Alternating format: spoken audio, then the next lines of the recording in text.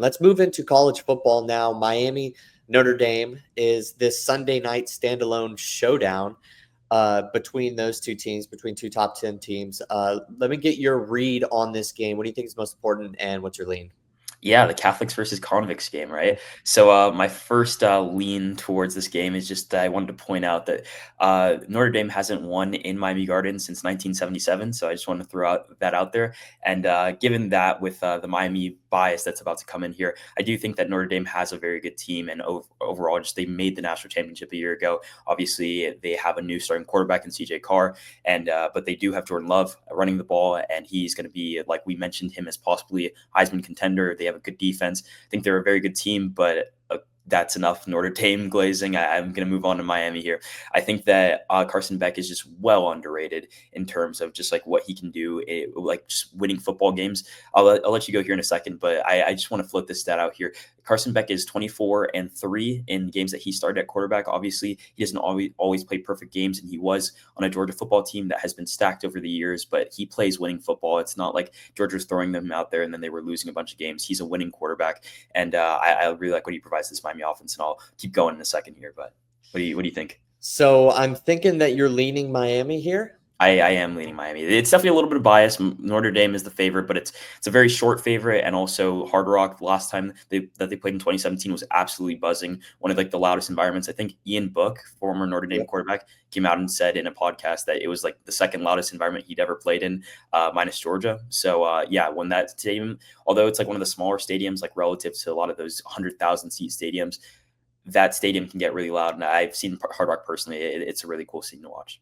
This home field advantage is real for Miami. And it's not just specifically like the atmosphere and the fans, but also just the fact that they're going up against a first-time starting quarterback in CJ Carr for Notre Dame. So you have kind of the opposite ends of the spectrums, opposite ends of the questions that you might ask for each of the quarterbacks. Carson Beck, can you return to potentially being 2023 instead of maybe more turnover-prone 2024? And then for CJ Carr, who are you? What can you do at the college football level? Obviously, legacy, great-grandfather coach at Michigan, and he's got a live arm. He looks to be good, but you're asking completely opposite questions. So you have a little bit of an unknown there, but at least Carson Beck is at home. That's a real thing. And you're mentioning, obviously, 2017, the turnover chain game. That was just a bloodbath for Notre Dame. That practically just thwarted their season that year. So that's a big deal. That is something that I'm going to need answers from for CJ Carr. That run game's going to have to get going. That is a big thing that I'm looking at.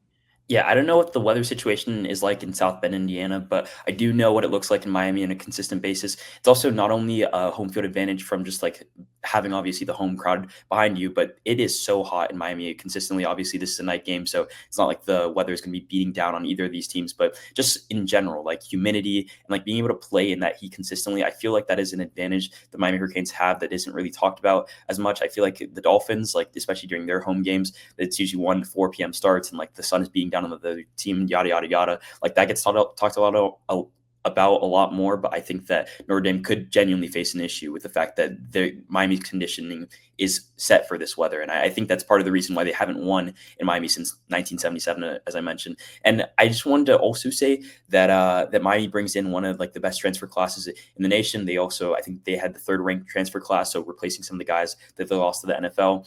And they also have a great offensive line backing up Carson Beck this year. The one position that they need to get better, or one place that they needed to get better at this season, was on defense. Obviously, they had one of the worst defenses, kind of just sold Cam Ward's whole season last year.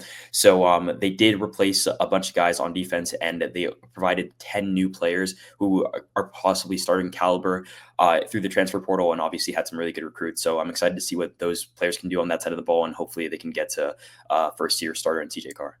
So I'll touch on the weather before I also get to the transfers that you did mention and some of the retooling that Miami has done. The weather forecast, low of 78 at night, high of 88 during the day. It's supposed to rain early in the day, maybe at night. So you might have like thunderstorms in the evening. I think the rain is probably the biggest part of that whenever it comes to Notre Dame. But let's move into the transfer portal and what Miami has been able to do. Miami reports are saying that they maybe cleared up that secondary. It was mostly aesthetic for the individuals that were back there wearing a Miami Hurricanes jersey last year, not productive.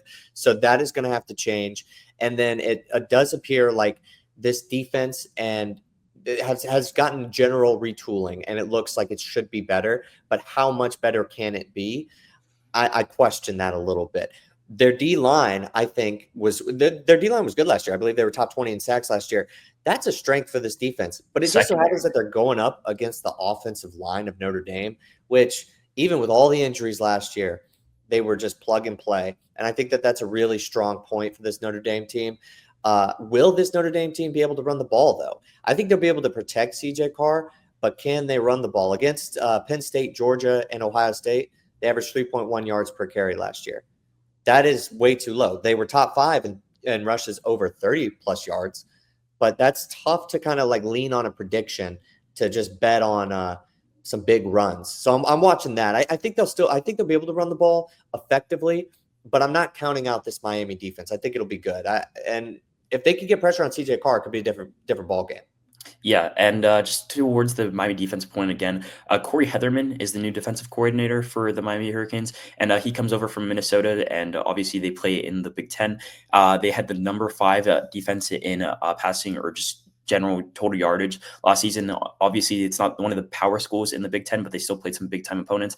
And in general, he had been a good coach over there for a couple of years. So I think bringing him in, just getting rid of the last year's scheme and just getting new players in, I think that this Miami defense could be much improved, which isn't saying much just because of the fact that they were so bad last year, but like relative to like just being a good defense, I think that they could at least reach that level. And I think that with Carson Beck spinning the ball on the other side of the ball, could at least, I think it'll be a good game to watch. So we've talked a lot about Miami, but I definitely did want to just put out my pick because you said that you think Miami is going to win this game. I do think that Notre Dame is going to win this game. And it's specifically because I think the pass catchers for Miami are good, but if Notre Dame can throw the ball almost at all in this game, if we can get like a 220 passing yards game from CJ Carr, I think that would be enough for Notre Dame to win. And I think Jeremiah Love can end up getting 120 yards on the ground. I think that would probably be it. I don't think that I see this game being, too high scoring. I think Notre Dame will be able to keep the Miami offense under control. I think they've got good guys in the secondary to match up with some of the offense that's trying to sync up a little bit. And that, I think, will give them time to establish the run. And I think that they'll be able to win. I think I got Notre Dame here by a touchdown. I would say 27-20. Yeah, I mean, I disagree, but less so because of the reasoning that you have, but more so just because I grew up 5 minutes away from the stadium. So I have Miami. I think that they can. Obviously they'll cover the spread if they win because they're underdogs. So maybe a field goal game, 27-24.